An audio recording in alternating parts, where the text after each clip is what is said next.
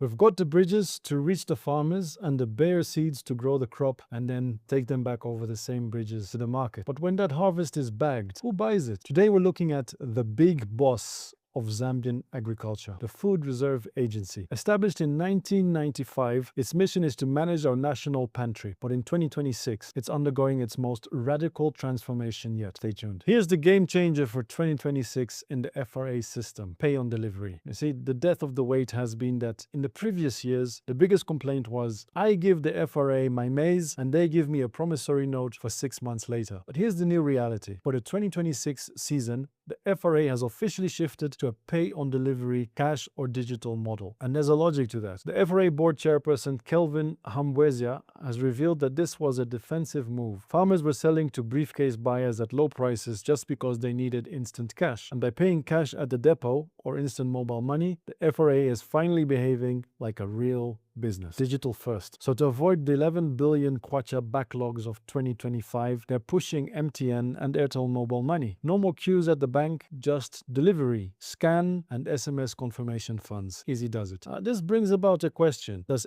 FRA only buy maize? Here's the reality. Officially, they buy maize, soya beans and paddy rice. There's a conflict here because while Skrala, what we spoke about in the previous episode, pushes for high-value crops, the FRA's guaranteed price of 340 kwacha per bag acts as a magnet for maize. However, 2026 reforms are finally introducing strategic limits, capping maize purchases to ensure the private sector has room to breathe and farmers have a reason to grow more than just maize.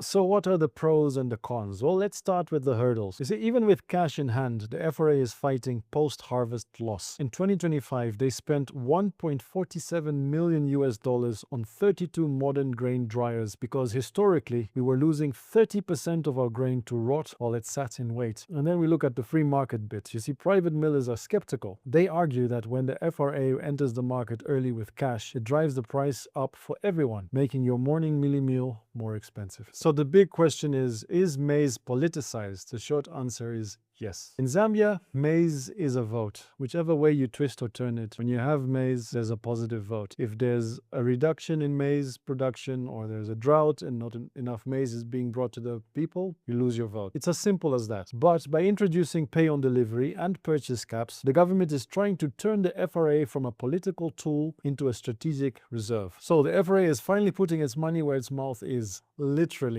But I have a question for you. Do you think the FRA is headed in the right direction, or would you rather the government closes the program? Have an Indaba in the comments below. And before I move on to the next episode, I do want to touch upon the fact that in the Scala project, government focuses on high produce, high-end crop, which, have a better yield on the market. And of course, the maize, generally speaking, has a lower yield or lower return on investment than these other high-value crops would, which is why it is political, because it is the staple crop being eaten in Zambia today. And my urge to you, the viewer, or the Zambian out there, is that you must not only diversify what you grow, but you must definitely also diversify what you eat, because that will make sure that there's more money going around with the little that you have or the budget that you have, because not everything is priced the same and not everything is as sensitive politically as maize is. So have a look into that. And that doesn't matter now or after the elections if somebody else comes into power. This is something that will always be at play. Anyway, we've seen how the government pays the farmer and we see how the government pays the world. And now let's look at Zambia's debt restructuring, the 94% deal. That's what's going to happen in the next episode. See you then. And of course, stay tuned to Business Indaba.